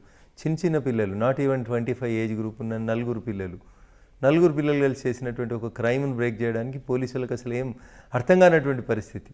కిలోల బంగారం పోయింది అందులోపల. అసలు ఆ లాకర్లో ఉన్నటువంటి మొత్తం కస్టమర్స్ పెట్టుకున్నటువంటి బంగారం సంచులు కట్టుకొని ఎత్తుకొని పోయినారు వాళ్ళు అందులో పోలీసులు కూడా ఆరోపణలు ఎదుర్కొన్నారు. మొత్తం రికవరీ చేసినారు, కానీ కొంత బంగారమే కోర్టులో పెట్టినారు, మిగతా అంతా ఏదో పంచుకున్నారు. ఇట్లా రకరకాలైనటువంటి ఆరోపణలు వచ్చినటువంటి సందర్భం చూసినాం. అట్లాంటి కేసులలో కూడా there is no scientific evidence. ఇప్పుడు మీరు చెప్తాను ఫస్ట్ కేసులో వాచపల్లి దగ్గర జరిగిన ఎన్కౌంటర్లో, ఆ కేసులో వాళ్ళకి ఏ విధంగా మీరు బయట తీసుకొచ్చారు? ఆ కేసు చేయలేదు నేను, సదాశివపేట గ్యాంగ్ రేప్ ఒకటి చేయడం జరిగింది. ఓకే, అంటే సదాశివపేట గ్యాంగ్ రేప్ కేసుల్లో పోలీసులు కరెక్ట్గా ఎవిడెన్స్ తీసుకురావాలంటే ఏం చేయాలి? సైంటిఫిక్ ఎవిడెన్స్ మురళి గారు, నేను మళ్ళీ చెప్తా ఉన్నాను. ఒక గ్యాంగ్ రేప్ కానీ ఒక మర్డర్ కానీ జరిగినప్పుడు దాంట్లో మీరు మొత్తం డిపెండ్ అవ్వాల్సింది ఐ ఎవిడెన్స్ ఉండదు సార్. ప్రతి క్రైమ్కి మీకు ఎవరు చూసి చెప్తారు? మీకు మర్డర్ జరుగుతున్నప్పుడు ఎవరు చూస్తారు? నేను కత్తితో పొడుస్తున్నాను చూడండి, కెమెరాలో పెట్టుకొని ఫోటోలు తీయని ఎవరు స్కోప్ ఇవ్వరు కదా. ఇప్పుడు డెకాయిటీలు జరుగుతూ ఉన్నాయి ఫామ్ హౌజులలో. ఏం జరుగుతుంది మురళి గారు? అప్పుడు రాత్రిపూట చీకటి, వెలుతురు ఉండదు, వాళ్ళు ముఖాలకు ముసుగులు వేసుకొని వస్తారు. How you will identify the criminals? Rape జరుగుతుంది ఒక లేడీ మీద, 5-6 ఉంటారు దొంగతనానికి వచ్చిన వాళ్ళు బలవంతంగా అటు ఇటు కాళ్ళు చేతులు కట్టేసి రేప్ చేస్తారు. సో ఎట్లా గుర్తుపడతారు మీరు? అది గుర్తుపట్టాలంటే ఏం చేయాలి? వాళ్ళకి శిక్ష పడాలంటే అక్కడ మీరు బేసికల్గా మొదటి నుంచి జరగాల్సింది ఏంటంటే విట్నెస్ని అలర్ట్ చేయాలి, టీఐ పరేడ్ చేయించాలి. ముందు ముద్దాయిల్ని వాళ్ళు ఐడెంటిఫై చేసిన తర్వాత జైల్లో వీళ్ళు ఉన్నప్పుడు టీఐ పరేడ్ అని చేపిస్తారు. సరే, మరి చీకట్లో చూసినావు కదా, వెలుతురు లేదు కదా, ఎట్లా గుర్తుపట్టినావు? 100 ప్రశ్నలు వస్తాయి మురళి గారు అక్కడ. సో ఎప్పుడు చీకట్లోనే జరిగాయి సంఘటనలు. వీళ్ళు ఓవర్ కాన్ఫిడెన్స్ అంతా అయిపోయిన తర్వాత వెళ్ళేప్పుడు లైట్లు వేయడము, చూడడము, వాళ్ళు ఒక 2-3 గంటలు అక్కడ గడుపుతారు కాబట్టి you can identify the accused. అదొకటి. ప్లస్ ఎంత పెద్ద నేరస్తుడైనా సంఘటనా స్థలంలో ఏవో కొన్ని క్లూస్ వదిలేసిపోతాడు మురళి గారు. వాటిని సైంటిఫిక్గా కలెక్ట్ చేయాలి, ఫోరెన్సిక్ సైన్స్ ల్యాబొరేటరీకి పంపాలి. రేప్ జరిగినప్పుడు విక్టిమ్ని ఎట్లా, విక్టిమ్ క్లోత్స్ ఏంది, చినిగిపోయినాయా, బాగున్నాయా, అమ్మాయి ఎట్లుంది, వెంటనే తనని ఫస్ట్ మెడికల్ ఎయిడ్కి తీసుకెళ్లడము, అక్కడ అమ్మాయిని ఒక సీనియర్ గైనకాలజిస్ట్ చెకప్ చేయడము, ఆమె శరీరం మీద ఉన్నటువంటి ఫారిన్ బాడీస్, వెంట్రుకలు కానీ, గోర్ల ఘాట్లు కానీ, లేకపోతే ఇతరత్ర రక్తము, సెమెన్, స్పర్మ్స్, ఇట్లా చాలా చూడాల్సి ఉంటాయి. ఇవేవి కూడా మనకి అక్కడ స్కోప్ దొరకదు సార్. అక్కడ ఈ ఇన్సిడెంట్ జరిగిందని తెలంగాణ చుట్టాలందరూ వస్తారు, స్నానం చేయమంటారు, బట్టలు మారమంటారు, ఇట్లా వీళ్ళ టెన్షన్లో వీళ్ళు ఉంటారు. పోలీసులు వచ్చి మన హాస్పిటల్ తీసుకుపోయేసరికి ఇక్కడ సీన్ అంతా డిస్టర్బ్ అయిపోతుంది, సైంటిఫిక్ ఎవిడెన్స్ అంతా డిస్టర్బ్ అయిపోతుంది. అమ్మాయి స్నానం చేస్తుంది, బట్టలు మార్చుకుంటుంది, బట్టలు ఉతికేస్తుంది, ఇట్లా రకరకాల ఇన్సిడెంట్స్ జరుగుతాయి. కొన్నిసార్లు same day next day incident బయటికి రాదు, 2-3 రోజుల తర్వాత బయటకు వస్తుంది. అప్పటికల్లా సీన్ ఎక్కడికక్కడ క్లీన్ అయిపోయి ఉంటుంది. Then how you will collect the evidence? These are all the issues in front of the police. ఇప్పుడు మీరు అన్నట్లుగా సంఘటన జరిగినప్పుడు అదే రోజు సంబంధించిన ఎవిడెన్స్ అంతా కనుక కోర్టుకు ప్రొడ్యూస్ చేస్తే అంటే పోలీస్ గ్యాదర్ చేస్తే శిక్ష పడుతుంది అంటున్నారు. ఛాన్సెస్ కొన్నిసార్లు మీరు అన్నట్లుగా నెక్స్ట్ డే స్నానం చేసో లేదంటే ఇంకోటి జరగచ్చు. మరి కొంతమంది రేపు జరిగిన వారం రోజుల తర్వాత పోలీస్ కంప్లైంట్ ఇస్తుంటారు. మరి అటువంటి సమయంలో ఏం? అది కష్టమే సార్. ఇంకా అది అమ్మాయి చెప్పేటువంటి ఎవిడెన్స్ని బేస్ చేసుకునే పోతుంది తప్ప దాంట్లో you don't find any evidence, scientific evidence దొరకదు సార్. దీంట్లో 2 ప్రాబ్లమ్స్ వస్తాయి. మెజారిటీ రేప్ కేసులు ఎందుకు లేట్గా బయటకు వస్తున్నాయి అంటే ఇంట్లో తెలిసిన తర్వాత, గొడవలు అయిన తర్వాత బయటకు వస్తున్నాయి మురళి గారు. లేకపోతే అసలు బయట చెప్పుకోవడానికి ఏ ఆడపిల్ల కూడా ఇష్టపడతలేదు అక్కడ. బేసికల్ పరువు పోతుందని, కుటుంబము, అమ్మ నాన్న ఏమనుకుంటారో అని, దాని ఫలితంగా ఆత్మహత్య చేసుకోవాల్సి వస్తుందని, ఇట్లా చాలా రకాలైన కుటుంబం మొత్తం పరువు పోతుందని, మళ్ళీ రేపు ఈ అమ్మాయికి పెళ్లి కాదని, రకరకాలైనటువంటి సమస్యల వల్ల ఉంటాయి. సో అట్లాంటి వాటిల్లో when the matter came before the court, ఆ అమ్మాయి ఎంత కాన్ఫిడెంట్గా నిల్చొని చెప్తుంది తన పట్ల జరిగినటువంటి అత్యాచారాన్ని ఆమె కోర్టులో చెప్పగలుగుతుందా? That is within the 4 వాల్సే జరుగుతుంది. అందరు అడ్వకేట్లని, మిగతా వాళ్ళందరినీ, కేసుకి సంబంధం లేని వ్యక్తులందరినీ బయటికి పంపించే కేసు ట్రయల్ నడుపుతారు. కానీ అది అంత ఈజీగా కన్విక్షన్ రాదు. అమ్మాయి కొంత ఎడ్యుకేటెడ్ అయి ఉండి తనకు జరిగినటువంటి అన్యాయాన్ని పూసగుచ్చినట్టు జడ్జి గారికి చెప్పి కన్విన్స్ చేయగలగడంతో పాటు అక్యూజ్ని ఐడెంటిఫై చేయడం అనేది మోర్ ఇంపార్టెంట్. అది డే లైట్లో జరిగిందా, చీకట్లో జరిగిందా, ఎట్లా గుర్తుపట్టినామని చెప్పడానికి మనకు ఒక స్కోప్ ఉండాలి. లేదు ఆ సంఘటన జరుగుతున్నప్పుడు మనం ఏమైనా ఎదురుదాడి చేసినామా, తిరుగుబాటు చేసినామా, ఆ తిరుగుబాటులో ఆ వ్యక్తికి ఏమైనా గాయాలైనాయా శరీరం మీద, these are all things to be taken in to consideration. కొన్నిసార్లు ఆడపిల్ల ఇట్లా శరీరాన్ని రక్కుతుంది, ఆ గోర్లలోకి ఏమైనా వచ్చిందా, ఆ గోర్లలో ఏమైనా ఎదురుగున్నటువంటి ముద్దాయి యొక్క స్కిన్ వచ్చిన DNA టెస్ట్కి పంపించి తీసుకోవచ్చు కదా మురళి గారు. సో ఎవిడెన్స్ చేయాలంటే చాలా బాగా చేయొచ్చు, చాలా చోట్ల ప్రకారం చేయలేకపోతున్నారు. పని ఒత్తిడి బేసికల్గా నేను అనేది. తర్వాత మీరు చేస్తున్న అన్ని కేసులు చెప్పుకొచ్చారు. ఒక కేసులో పోలీసు కరెక్ట్గా ఎవిడెన్స్ ఉంది కాబట్టి నేను ఆ అక్యూజ్డ్కి అంటే మీ క్లయింట్కి న్యాయం చేయలేకపోయిన కేసు ఏముందా? ఇదే ఇప్పుడు నేను చెప్పిన ఈ సదాశివపేట గ్యాంగ్ రేప్ కేసు లోపల కొంత మోరల్ కన్విక్షను, కొంత తల్లి కూతురు ఇద్దరిని రేప్ చేయడము, ఆ అమ్మాయి చిన్న అమ్మాయి 14 years 9th class student. So వీళ్ళేమో రాక్షసులాగా పడి దారుణమైనటువంటి సంఘటన. అమ్మ నాన్న కూతురు ముగ్గురే ఉన్నారు ఆ ఫామ్ హౌస్లో. దాంట్లో తల్లిని రేప్ చేసి, కూతురుని రేప్ చేసి, భర్తను కట్టేసి కొట్టి తెల్లవారుజామున 4 దాకా వాళ్ళతో ఛాయ్ పెట్టించుకొని తాగి రాక్షసానందం పొంది పోయినారు. సో దాంట్లో పోలీసు వాళ్ళు కొంత తెలివిగా బిహేవ్ చేసినారు. ఆ 9th class అమ్మాయి అయినప్పటికీ కూడా she stood in front of the court. So that is the case where I felt something bad. మోరల్గా కూడా నేను సరేలేనేమోలే అంత ఆర్గ్యూ చేయడం కూడా కరెక్ట్ కాదేమో అన్నట్టు ఒక రకంగా జడ్జి గారి ఫీలింగ్స్ కూడా చూస్తూ ఉంటే బెంచ్ మీద నుంచి ఈ కేసును ఆర్గ్యూ చేయడం అవసరం అనేటువంటి రీతిలో రాహభావాలు కనబడ్డము. సో నేను ఎంత కన్విన్స్ చేసే ప్రయత్నం చేసినా ఇంకా నాకు అర్థమైపోయింది the mood of the court is something different అని అనుకున్నప్పుడు మనం కూడా ఏం చేస్తాం మురళి గారు, సరే మనం ప్రయత్నం చేసాం, బ్యాడ్లకు ఆ పిల్ల ఎవిడెన్స్ గట్టిగా చెప్పింది కాబట్టి ఎదవలు పోతున్నారు అనుకుని వదిలేయాల్సి వచ్చింది తప్ప తర్వాత వాళ్ళు పూర్తిగా కన్విక్షన్ పడింది, వాళ్ళకి లైఫ్ పడింది, దే ఇన్ ద జైల్లో ఉంది. ఓకే. తర్వాత మీరు అన్నట్లుగా మోరల్స్ అంటే మీకు మీలో ఉన్న మానవత్వం ఒక్కసారి బయటకు రావడం అంటే ఆ పిల్ల ఎవిడెన్స్ చెప్తూ ఏడ్చిన సందర్భం లోపల చూస్తే ఏ క్రిమినల్ అడ్వకేట్ కూడా కొంత క్రాస్ చేసే సమయంలో ఇబ్బంది పెడతాడు. ఆ చిన్నపిల్ల తెలియకుండా అంకుల్ ఇట్లా చేసినారు అట్లా చేసినారని విట్నెస్ బాక్స్లో నిల్చొని చెప్తున్నప్పుడు ఆ పిల్లకి జరిగినటువంటి అన్యాయాన్ని గురించి వింటున్నప్పుడు జనరల్గా ప్రతి ఇంట్లో స్త్రీలు ఉంటారు కాబట్టి కొంచెం ట్రయల్ చేసేటప్పుడు మనకెంత అమ్మాయిని క్రాస్ చేయాలని ఉన్నప్పటికీ కూడా ఆ అమ్మాయి బాక్స్లో నిల్చొని అంకుల్ నాకు తెలియదు అంకుల్ ఇట్లా అవుతుందని ఇట్లా చేసినారు అట్లా చేసినారు అని అంటున్నప్పుడు కొంచెం ఎక్కడో ఒక దగ్గర మనిషి అనేటువంటి కొంత ఫీల్ వచ్చినప్పుడు you can do proper justice there Murali గారు. ఓకే సరే, ఇక మనం లేటెస్ట్గా దిశ కేసు వరకు వస్తే దిశ కేసు సంబంధించిన విషయాలు మాట్లాడే ముందు మీరు ప్రొఫెషనల్ అడ్వకేటా, కమర్షియలా, సర్వీస్ మోటవా?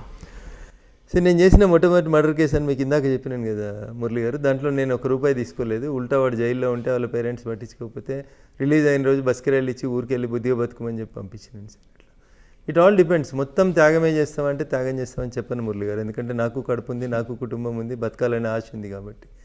సో ఎవరికైతే పేయింగ్ కెపాసిటీ లేనటువంటి పేద ప్రజలు ఉంటారో, నిజంగా రఘునందన్ రావు మా తరఫున వచ్చి నిల్చుంటే మాకు న్యాయం జరుగుతుందని చాలామంది వచ్చి అడుగుతూ ఉంటారు. అట్లాంటి కేసులలో I don't expect anything Murali గారు.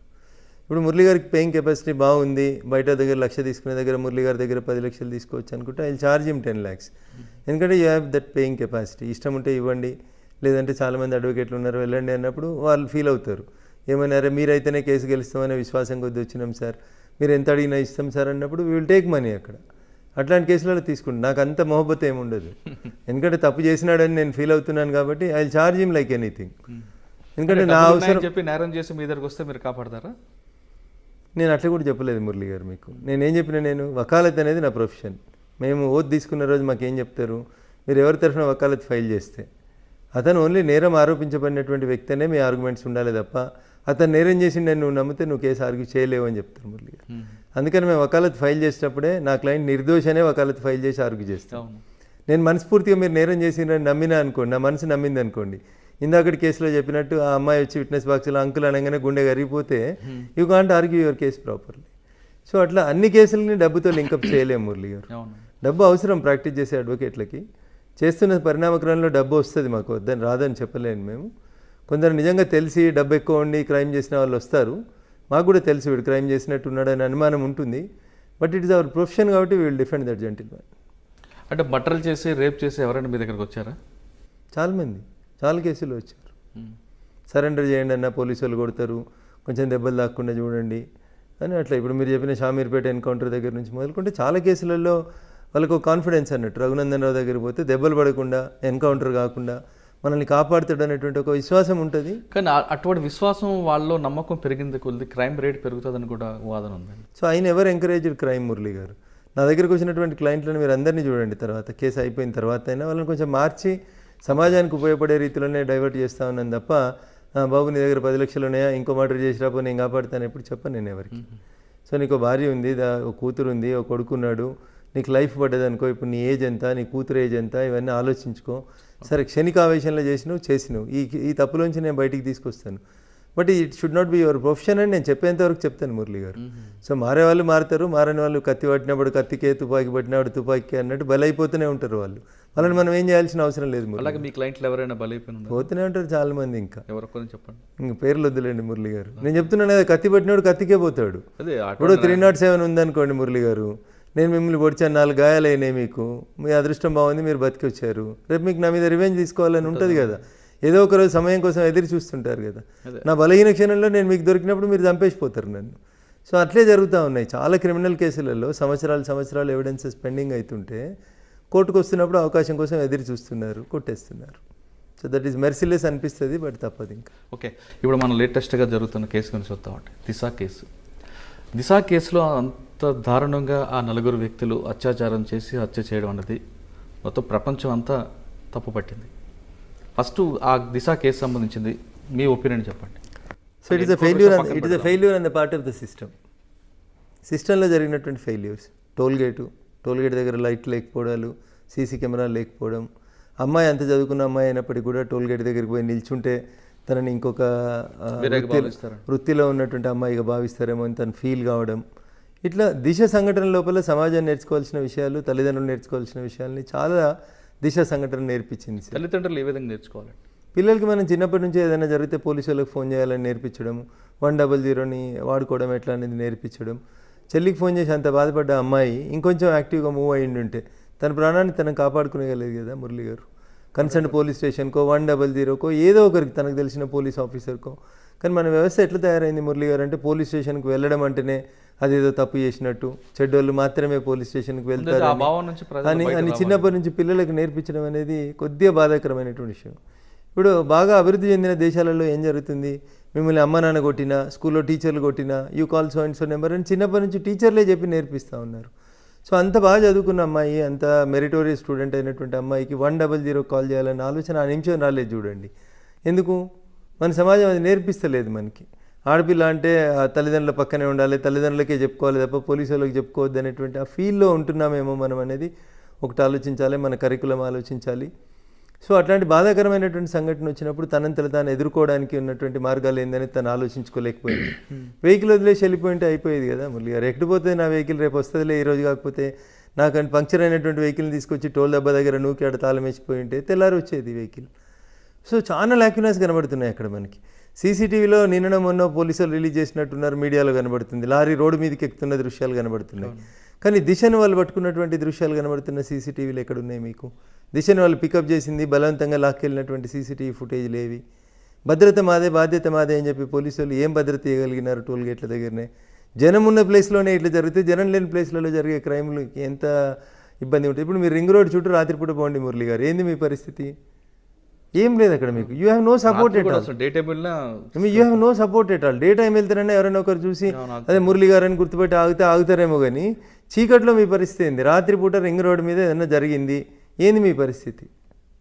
ఎక్కడున్నాయి ఎమర్జెన్సీ ఫోన్స్? ఎక్కడున్నాయి ఎమర్జెన్సీ మొబైల్స్? ఎక్కడ వస్తూ ఉన్నాయి? టోల్ గేట్ల దగ్గర పనిచేసే వాళ్ళకి మన భాష రాదు, వాళ్ళకి మనం ఏం మాట్లాడుతున్నామో తెలియదు, ఎమర్జెన్సీ సర్వీసెస్ తెలియదు, ఏం తెలుసు చెప్పండి? అక్కడ మీకు ఏముంది? రింగ్ రోడ్ మీద మంచినీళ్ళు ఉన్నాయి, టాయిలెట్స్ ఉన్నాయి, ఫోన్లు ఉన్నాయి, హాస్పిటల్ ఫెసిలిటీ లేదు, ఫస్ట్ ఎయిడ్ లేదు, పెట్రోల్ బంక్ ఉండదు, అసలు పెట్రోల్ బంక్ ఉండదు, మంచినీళ్ళు ఉండవు. ఏముంది మీకు రింగ్ రోడ్ మీద చెప్పండి? ఏమన్నా ఉందా? ఇతర దేశాలలో ఉండే రోడ్ల మీద ఉండే ఫెసిలిటీస్ ఏంది, మన దగ్గర ఉండేటువంటి రింగ్ రోడ్లు ఏంది? టోల్ గేట్ల దగ్గర ఏమున్నారు? అక్కడొక పోలీసు వాళ్ళని పెడతారు, కొన్ని సీసీటీవీలు పెడతామంటారు. దానివల్ల ఏం జరుగుతుంది మురళి గారు? సరే, అమ్మాయి హత్య జరిగిందండి. జరిగిన తర్వాత పోలీసులు 4 అరెస్ట్ చేశారు ఇమీడియట్గా.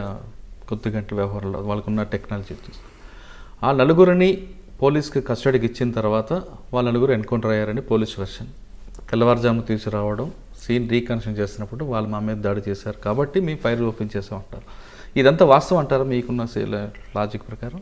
అంటే ఇందులో చాలా క్లియర్గా చెప్పండి. ఎన్కౌంటర్ చేయడం వల్ల ప్రపంచం అంతా కూడా హర్షిస్తుంది, తెలంగాణ పోలీసులు చేసిన మంచి పని అంటారు. ఒక సీనియర్ క్రిమినల్ అడ్వకేట్గా మీరు రెండో కాయిన్ కూడా చెప్పండి. ఎన్కౌంటర్ని సపోర్ట్ చేస్తావా, వ్యతిరేకిస్తావా అంటే, ఒకవేళ అది నిజమైన ఎన్కౌంటర్ అయితే నేను సపోర్ట్ చేస్తాను దాన్ని. నిజంగా వాళ్ళు పారిపోయే ప్రయత్నం చేసినారు, వాళ్ళు వెపన్స్ లాక్కునే ప్రయత్నం చేసిన పరిణామ క్రమంలో there is no other way for the police అంటే they deserve it. Self defence అనేది మీరు జ్యుడిషియల్ కస్టడీలో ఉన్నా వస్తుంది, ఇద్దరున్నా వస్తుంది, ఒకరున్నా వస్తుంది. పోలీసు వాళ్ళు 10 మంది ఉన్నారు కాబట్టి వీళ్ళేడ తిరగబడతారు అంటే వాడు పారిపోవాలన్న మూడ్లో ఉన్నాడు, తిరగబడితే తిరగబడి ఉంటాడు. చిన్నగా ఉన్నాడా, సన్నగా ఉన్నాడా, వెపన్ వాడిండా, వాడలేదా, this is all secondary issue. మీ మనసులో పారిపోవాలన్న ఆలోచన ఉందనుకోండి మురళి గారు, ఆ నిమిషం మీరు ఎట్లా రియాక్ట్ అయినారనేది ఎవరికి తెలుస్తుంది? సో ఎన్కౌంటర్ అది ఆ సందర్భంలో ఆ నిమిషంలో జరిగినటువంటి యాక్షన్కి రియాక్షన్గానే చూడాలి తప్ప ఇంకొకటి చూడొద్దు మురళి గారు. సో ఫేక్ ఎన్కౌంటర్ అనేటువంటి అనుమానాలు ఎందుకు వస్తున్నాయి షాద్నగర్ ఎన్కౌంటర్ లేదా చటాన్పల్లి ఎన్కౌంటర్ మీద అనేది మనం ఒక గమనంలోకి తీసుకుంటే, ఫస్ట్ 3 రోజులు ఎవరు కూడా ఏం మాట్లాడలేదు మురళి గారు. ఎప్పుడైతే ఈ రాష్ట్ర ప్రభుత్వంలో ఈ క్యాబినెట్లో సీనియర్ మంత్రులుగా ఉన్నటువంటి కొంతమంది మంత్రులు చూసినావా మా ముఖ్యమంత్రి గారు ఒక మెసేజ్ పంపించాలనుకున్నారు సమాజానికి, పంపించినారు అని అన్న మరుక్షణం ఏమనిపిస్తుంది మురళి గారు మీకు? ఓహో గవర్నమెంటే ముందు ప్లాన్ చేసుకొని తెచ్చి చంపేపించిందా అని మొదటి అనుమానం వస్తుంది. ఒక మంత్రి మాట్లాడితే సరే తలసాని శ్రీనివాస్ యాదవ్ గారు అంటే ఏదో తెలియకుండా మాట్లాడాడేమో, చట్టాలు తెలియమో అని అనుకుందాం. కొద్దిసేపటి తర్వాత మళ్ళీ పువ్వాడ అజయ్ గారు చూసినరా మా ముఖ్యమంత్రి గారు వదిలిన రామబాణం ఎట్లుంది అని అంటే, so what is the message you are sending? 1 2 3 మంత్రులు మాట్లాడినారు వరుస పెట్టి. అంటే వాళ్ళ కార్యకర్తను ఉత్సాహపరచడానికి లేదా మహిళా వాళ్ళ పట్ల వాళ్ళకి ఒక సానుభూతి తీసుకురావడానికి ఆ మాట నిర్ణయించారు కదా. ఇదే ఆ సందర్భం మురళి గారు. మీరు ఏ స్థానంలో ఉన్నారు? బాధ్యత గల ఒక మంత్రి స్థానంలో ఉన్నారు. Cabinet decision is collective decision. ముఖ్యమంత్రి మీరు అందరూ కూర్చొని నిర్ణయాలు తీసుకుంటారు. మరి ఇప్పుడు ముఖ్యమంత్రి గారిని మిమ్మల్ని ఎన్హెచ్ఆర్సీ లేకపోతే రేపు సుప్రీంకోర్టు ప్రశ్నించాల్సి వస్తే ఇదే చెప్తారా? కార్యకర్తలను ఉత్సాహపరిస్తేందుకు మేము చంపేసినామని చెప్తే కోర్టు ఒప్పుకుంటుందా మురళి గారు? సో బాధ్యతాయుత స్థానాల్లో ఉన్న వాళ్ళు, రాజ్యాంగం మీద ప్రమాణం చేసినటువంటి పెద్దలు, మీరు మాట్లాడేటువంటి మాటలు బాధ్యతాయుతంగా ఉంటే బాగుంటాయి తప్ప ఇట్లాంటి మాటలు మాట్లాడి మేమేదో మా కార్యకర్తలకి జోష్ నింపడానికి చేసినామనంటే ఇప్పుడు కార్యకర్తలు అడుగుతున్నారు, మరి రేపు చేసిన అందరినీ కాల్ చేయమని అడుగుతున్నారు. You have that power. అందరినీ కాల్ చేస్తారా? లేదు కదా. ఇక్కడ అగ్రకులం అమ్మాయి కాబట్టి కాల్ చేసినారు, మరి అక్కడ టేకు లక్ష్మికి అన్యాయం జరిగింది, టేకు లక్ష్మి విషయంలో కూడా కాల్ చేయండి అని అడుగుతుంది సమాజం. మరి కాల్ చేస్తారా? అప్పుడు ఏం సమాధానం చెప్పాలి? కార్యకర్తలకు ఏం చెప్పాలి? పోలీసు వాళ్ళకి ఏం చెప్పాలి? రేపు సుప్రీంకోర్టు ఈరోజు ఆర్డర్ ఇచ్చింది మురళి గారు. ఏంది, ఎవరు కాన్సిక్వెన్సెస్ ఫేస్ చేయాలి? మాట్లాడిన మంత్రులకి నోటీసులు వచ్చినాయి అనుకోండి, ఏం చెప్తారు వీళ్ళు? అవును మేము క్యాబినెట్ కలెక్టివ్ డిసిషన్ మేమే ఎన్కౌంటర్ చేయమని చెప్పి పోలీసులకు చెప్పినామని చెప్పమనండి మురళి గారు. ఒక మంత్రిని ముందుకొచ్చి జరిగే ఫలితం ఏముంటుంది, పర్యవసానం ఏముంటుంది తెలుస్తుంది. సంబంధిత మంత్రి జైల్లో ఉండాల్సి వస్తుంది. క్యాబినెట్ నిర్ణయం అంటే ఒక మాట అంటే చాలా, ఇంకా తప్పదు కదా. అప్పుడు ముఖ్యమంత్రి గారు జైలుకి పోవాల్సి వస్తుంది, మంత్రులు జైలుకి పోవాల్సి వస్తుంది. ఎట్లా చెప్పగలుగుతారు? కొందరిని తీసుకొచ్చి మీరు హత్య చేయండి అని చెప్పే అధికారం క్యాబినెట్కి ఉంటుంది కదా. క్యాబినెట్కి ఎట్లుంటుంది చెప్పండి? అది మీరు అన్నట్లుగా ఎక్స్చేంజ్ ఆఫ్ ఫైర్ అవ్వచ్చు, అక్కడ జరుగుతున్నప్పుడు మీరు నేను ఇద్దరం కూర్చొని మాట్లాడుతున్నాం మురళి గారు. ఇప్పుడు యాక్షన్ ఏదైనా జరిగితే రియాక్షన్ జరిగిందంటే ఒక మీనింగ్ ఉంటుంది. యాక్షన్ లేకుండా రియాక్షన్ చూపెడితే ఎట్లా జనం జస్టిఫై చేస్తారు? కాన్స్పరెన్సీ కనిపిస్తుంది. ఇప్పుడు మంత్రులు మాట్లాడిన తర్వాత ఆ చటాన్పల్లి ఎన్కౌంటర్ ఫేక్ ఎన్కౌంటర్ అనేటువంటి అభిప్రాయం ప్రజలలో బలంగా పోతుంది. దానికి తోడు ఇలా సుప్రీంకోర్టు ఒక సిబిఐ విచారణో ఒక రిటైర్డ్ జడ్జి తోటి విచారణో అనేసరికి ప్రజలు ఏమనుకుంటున్నారు? ఓహో ఇది నిజంగా అబద్ధంగా జరిగిందా? ఇప్పుడు రెండో కోణం వచ్చింది మురళి గారు జనం ముందుకు. ఏమని? వాళ్ళు పేదోళ్ళు కాబట్టి, వాళ్ళ తరఫున మాట్లాడేటోడు ఎవరు లేడు కాబట్టి, ఆ చనిపోయిన అమ్మాయి అగ్రకులం అమ్మాయి కాబట్టి అందరు కలిసి చేపించారు. అదే అక్కడ టేకు లక్ష్మికి జరిగింది అన్యాయం. టేకు లక్ష్మి విషయంలో ముద్దాయిలందరూ ఒక వర్గానికి సంబంధించిన వాళ్ళు కాబట్టి భయపడుతుంది. మళ్ళీ ఏ ఓవైసీలో ఆత్మలు అడ్డం వస్తాయో అని చెప్పి చంద్రశేఖరరావు గారు భయపడుతున్నారు. ఇట్లాంటిదంతా సోషల్ మీడియాలో చర్చ జరుగుతూ ఉంది. స్కోప్ ఎవరు ఇచ్చినారు? గౌరవ మంత్రి వర్యులే ఇచ్చినారు. వాళ్ళ మాటలు మాట్లాడి ఉండకపోతే దిశ ఎన్కౌంటర్ గురించి ఇంత ఇష్యూ ఉండేది కాదు మురళి గారు. దిశకు జరిగింది అన్యాయం, దిశ పట్ల వాళ్ళు ప్రవర్తించింది అజ్ఞానులుగా మూర్ఖులుగా ప్రవర్తించారు. ప్రజలు అందుకనే వాళ్ళకి మంచి శిక్ష పడ్డది అనుకున్నారు. కానీ ఆ మాట మంత్రుల నోట్ల నుంచి వచ్చినప్పటికీ జనం ఏమనుకుంటున్నారు? అట్లెట్లా చేస్తారు? గరీబోళ్ళు అయితే చేస్తారా? డబ్బున్నోళ్ళు అయితే చేస్తావా నువ్వు? మరి ప్రత్యూష హత్య కేసులు ఏమైంది? ఆయేషా మీరా హత్య కేసులు ఏమైంది? డబ్బున్నోళ్ళ హత్య కేసులలో ఏం జరుగుతున్నాయి చెప్పుండ్రు అనేటువంటి గొంతు అనగదొక్కబడినటువంటి వర్గాల నుంచి వినబడుతుంది. దానికి అవకాశం మనం ఇచ్చినట్లే, మనమే మంత్రులు ఇచ్చినట్టు, మనం కాదు, పాలకులు ఇచ్చినారు. కాబట్టి they have to face the music. ఇప్పుడు ఆల్రెడీ సుప్రీంకోర్టు కూడా ఒక కమిటీని వేసింది, 6 నెలలు రిపోర్ట్ ఇవ్వమని చెప్పింది. ఇది ఏ విధంగా ఉండిపోతుందండి? గతంలో జరిగినటువంటి అనేక సంఘటనల్ని, అనేక ఎన్కౌంటర్లకు సంబంధించి సుప్రీంకోర్టు ఆధ్వర్యంలో జరిగిన విచారణల్ని చూస్తే మీకు గుర్తుండే ఉంటుంది. చివరికి మా జాతీయ అధ్యక్షుడిగా పనిచేస్తుండే ప్రస్తుత హోంమంత్రిగా ఉన్నటువంటి అమిత్ షా గారు కూడా ఒక ఎన్కౌంటర్కి సంబంధించి ఎంత ఇబ్బంది పడినటువంటి పరిస్థితులు మీరు గమనంలోకి తీసుకున్నారు. దాంట్లో కూడా సుప్రీంకోర్టు ఇన్వాల్వ్ అయ్యి సిబిఐ ఇన్వెస్టిగేషన్ చేసి అమిత్ షా చివరికి కోర్టు కేసును కొట్టేసింది. అది వేరే విషయం అనుకోండి మురళి గారు. కానీ ఈ ఫేస్డ్ లాట్ ఆఫ్ ట్రబుల్స్. ఆ రోజు గుజరాత్ హోంమంత్రిగా ఉన్నందుకు వారు ఎంత ఇబ్బంది పడ్డారో చూశారు మీరు. రాష్ట్రంలోంచి తాడీపారు కూడా ఇచ్చినారు, 3 నెలలు జైల్లో ఉండాల్సి వచ్చింది, రకరకాలైనటువంటి అవస్థల్ని ఫేస్ చేయాల్సి వచ్చింది. సో అల్టిమేట్గా కోర్టు ఆ కేసును కొట్టేసింది, అది వేరే విషయం అనుకోండి. బట్ ఒకవేళ ఫేక్ ఎన్కౌంటర్ అని సుప్రీంకోర్టు నిర్ధారణకు వస్తే ఎన్ని రకాలైనటువంటి ఇబ్బందులు వస్తాయి మురళి గారు. కాబట్టి బాధ్యతాయుత స్థానంలో ఉన్న కొందరు మంత్రులు చేసిన మాటలు పోలీస్ అధికారులను ఇబ్బంది పెడతాయేమో అనేది నాకు అనిపిస్తున్నటువంటి అంశం. సార్ ఫైనల్గా చెప్పండి, ఇప్పుడు ఎన్కౌంటర్ ఫేకా కరెక్ట్ అన్నది సుప్రీంకోర్టు కమిటీ ఇచ్చిన నిర్ణయం మీద ఆధారపడి ఉంటుంది. ఆ విషయం పక్కన పెడితే పోలీసులు సాధారణంగా ఎన్కౌంటర్ చేయాలి, ఎక్స్చేంజ్ ఆఫ్ ఫైర్లు చంపాలని అంత రిస్క్ తీసుకుంటారా? అంత రిస్క్ తీసుకునే పోలీస్ అధికారులు ఇప్పుడు ఎవరు లేరు మురళి గారు. ఎప్పుడో 10 సంవత్సరాల క్రితం మానవ హక్కుల గురించి గొడవలు తక్కువ జరుగుతున్నప్పుడు, ఈ సీసీ కెమెరాలు లేనప్పుడు, టెక్నాలజీ లేనప్పుడు, మన మూమెంట్ని, మన సెల్ ఫోన్లని రికార్డింగ్లు జరుగుతలేనప్పుడు అవన్నీ జరిగినాయి మురళి గారు. అప్పుడు ఎన్కౌంటర్ అంటే కొంచెం ఈజీగా తీసుకునే వాళ్ళు పోలీసు వాళ్ళు, పెద్దగా ఎవరు పట్టించుకునే వాళ్ళు ఎన్కౌంటర్ గురించి కాదు. కానీ ఇప్పుడు ప్రతి ఒక్కరు పట్టించుకుంటున్నారు. మీడియాలో అవేర్నెస్ వచ్చింది, సోషల్ మీడియాలో వచ్చింది, సీసీటీవీలు కనబడుతున్నాయి, మీ ఫోన్లో మీరు ఎవరితో మాట్లాడినారు, ఏం మాట్లాడినారు జనానికి అందుబాటులోకి వస్తూ ఉంది. కోర్టులు యాక్టివ్ అయినాయి, ప్రోయాక్టివ్ అయినాయి, పోలీసులు అంటే వ్యతిరేకించేటువంటి సంఘాలు ఎక్కువైపోయినాయి సమాజం లోపల. కాబట్టి ఇప్పుడు ఏరి కోరి ఒక ఫేక్ ఎన్కౌంటర్ చేసి తన ఉద్యోగం మీదకో తన కుటుంబం మీదకో తెచ్చుకునేంత ధైర్యం ఏ పోలీస్ అధికారి కూడా చేస్తాడని నేను అనుకోవట్లేదు. ఎన్కౌంటర్ చేస్తే వెంటనే పోలీసుల మీద 302 పెట్టాలని కూడా సుప్రీంకోర్టు గైడ్లైన్స్లో ఉంది. ఇప్పుడు చాలా ఇబ్బంది ఎదుర్కొంటారు కదండి వీళ్ళు. ఖచ్చితంగా ఇప్పుడు 302 రిజిస్టర్ అవుతుంది. వాళ్ళకి గవర్నమెంట్ తరఫున పీపీ ఆర్గ్యూ చేయొద్దు, వాళ్ళు ప్రైవేట్ అడ్వకేట్ని పెట్టుకోవాలి. కొన్ని సందర్భాల్లో సస్పెండ్ అవుతారు, కొన్ని సందర్భాల్లో ట్రాన్స్ఫర్ అవుతారు, కొన్ని సందర్భాల్లో జీతం ఆగిపోతుంది, కొన్ని సందర్భాల్లో ప్రమోషన్స్ రావు, కొన్ని సందర్భాల్లో సుప్రీంకోర్టు మెట్లు ఎక్కాల్సి వస్తుంది, మధ్యలో రిటైర్ అయిపోతే ఆ పెన్షన్ కూడా ఇవన్నీ రావు. ఇట్లా రకరకాలైనటువంటి ఇబ్బందులు ఉంటాయి. కాబట్టి ఇన్ని రిస్కుల్ని దృష్టిలో పెట్టుకొని ఇప్పుడున్న పరిస్థితులలో తప్పు ఎన్కౌంటర్లు చేయడానికి ఏ పోలీస్ అధికారి కూడా ముందుకు వస్తాడని నేను అనుకోవట్లేదు మురళి గారు. అంటే మనం దిశ ఎన్కౌంటర్ కూడా ఈ వీళ్ళిద్దరు మాట్లాడకపోయి ఉంటే మాత్రం ఖచ్చితంగా రియల్ అనుకోవడానికి అవకాశం ఎక్కువ ఉంది. కానీ వీళ్ళు మంత్రులు మాట్లాడినారు కాబట్టి ఇప్పుడు అది ఫేక్ ఎన్కౌంటర్ ఏమో అనేటువంటి అనుమానాలు ప్రజల్లోకి వస్తూ ఉన్నాయి. సార్ ఫైనల్గా మీలాంటి వాళ్ళందరూ కూడా మీ ప్రొఫెషన్కి వచ్చేటప్పుడు కొత్తగా వస్తుంది ఒకళ్ళు వాళ్ళకి ఇచ్చే మెసేజ్ ఇది అంటే ఎలాంటి సర్వీస్ చేయాలని మీరు చెప్తారు? ఎలాంటి సర్వీస్ చేయాలని చెప్పాను, ఎట్లా ప్రాక్టీస్ చేయాలో చెప్తాను, బాగా చదవండి అని చెప్తాను, ప్రతి అంశాన్ని నెగ్లెక్ట్ చేయకుండా చూడాలని చెప్తాను. చిన్న గుండు సూది దగ్గర నుంచి 2 వెంట్రుకల దాకా మీ కేసు లోపల ప్రతిదీ ఎవిడెన్సే అవుతుంది. సో మనం ప్రతి కేసుని నేను మొన్న ఒక మర్డర్ కేసు గెలిచిన కాబట్టి రేపు వచ్చే మర్డర్ కేసు కూడా అట్లే ఉంటుందని అనుకోవద్దు. ఒక మర్డర్ పట్టపగల రోడ్డు మీద జరుగుతుంది, ఒక మర్డర్ ఒక పొలిటికల్ పార్టీకి ఇంకొక పొలిటికల్ పార్టీకి మధ్యలో జరుగుతుంది, ఒక మర్డర్ చీకట్లో జరుగుతుంది, ఒక మర్డర్ 4 గోడల మధ్యలో జరుగుతుంది. సో మెనీ ఇష్యూస్ ఉంటాయి. ప్రతిరోజు నేను ఒక విద్యార్థిని అనుకొని చెప్పి మీరు చదువు స్టార్ట్ చేస్తేనే న్యాయవాదిగా మనం ఎంత గొప్ప స్థానానికి ఎదగాలో అంత గొప్ప స్థానానికి ఎదుగుతాం. Always you should feel that you are a learner అనుకునే చదువుకోవాలి. ఇంకా నేర్చుకోవాల్సింది చాలా ఉందని అనుకోవాల్సిందే. అంతా నాకే తెలుసని ఎవరైనా అహంగా బిహేవ్ చేస్తే చట్టం రోజు రోజుకి నేరస్తులు మారిపోతూ ఉన్నారు, నేర స్వభావం మారిపోతూ ఉంది, ప్రతి క్రైమ్ లోపల ఎవిడెన్సెస్ మారిపోతూ ఉన్నాయి, పోలీస్ ఇన్వెస్టిగేషన్ మారిపోతూ ఉంది. కాబట్టి ప్రతిరోజు నేను ఒక విద్యార్థిని అనుకుని ఒక అడ్వకేట్ ముందుకు పోతే definitely you will be successful lawyer in this country. Okay, ప్రతిరోజు నిరంతరంగా విద్యార్థిని అని భావిస్తే ప్రతి జూనియర్ అడ్వకేట్ సీనియర్ అయిన తర్వాత కూడా స్టూడెంట్గా అనుకుంటే ఖచ్చితంగా అతను మంచి ప్రొఫెషనల్ అడ్వకేట్ అవుతారంటున్నారు రఘునంద్ గారు. ఖచ్చితంగా ఆయన చెప్తున్నట్లుగా ప్రతిరోజు అంటే ఒక కేసుకి తేడా ఉంటుంది. అదేవిధంగా పొగలు అవ్వచ్చు, రాత్రి అవ్వచ్చు, మధ్యాహ్నం అవ్వచ్చు, ఒక కేసులో గెలిచాం కాబట్టి అన్ని కేసులు గెలుస్తామనే ఆలోచన మర్చిపోయి నిరంతరం బుక్స్ చదువుతుంటే ప్రతి కేసుని ప్రతి సుప్రీంకోర్టు జడ్జిని కూడా మనం స్టడీ చేస్తుంటే ఖచ్చితంగా మంచి ప్రొఫెషనల్ అడ్వకేట్ అవుతారంటే తెలుస్తుంది. ఇది ఈ వారం రఘునంద్ గారితో ఎక్సలెంట్ ఇంటర్వ్యూ. వచ్చే వారం మరో గెస్ట్తో మళ్ళీ కలుద్దాం. అంతవరకు నమస్కారం. నేను మీ రఘునందన్ రావు, వృత్తిరీత్యా న్యాయవాదిని, ప్రవృత్తిరీత్యా రాజకీయ నాయకుడిని. ఐ డ్రీమ్ ఇంటర్వ్యూస్లో మురళీ గారితో జరిగినటువంటి ఒక న్యాయవాదిగా నా ఇంటర్వ్యూని చూడమని, ఐ డ్రీమ్ని సబ్స్క్రైబ్ చేయమని, ఐ డ్రీమ్ ఇంటర్వ్యూస్ని ఎంకరేజ్ చేయమని మీకు అందరికీ కూడా సవినయంగా విజ్ఞప్తి చేస్తా ఉన్నాను. Hello, this is Renu Desai. Please subscribe to iDream. Subscribe iDream. Please subscribe iDream. Please subscribe to iDream. For more videos, subscribe iDream. Hi, this is Revati Chaudhary. For more videos, please subscribe iDream.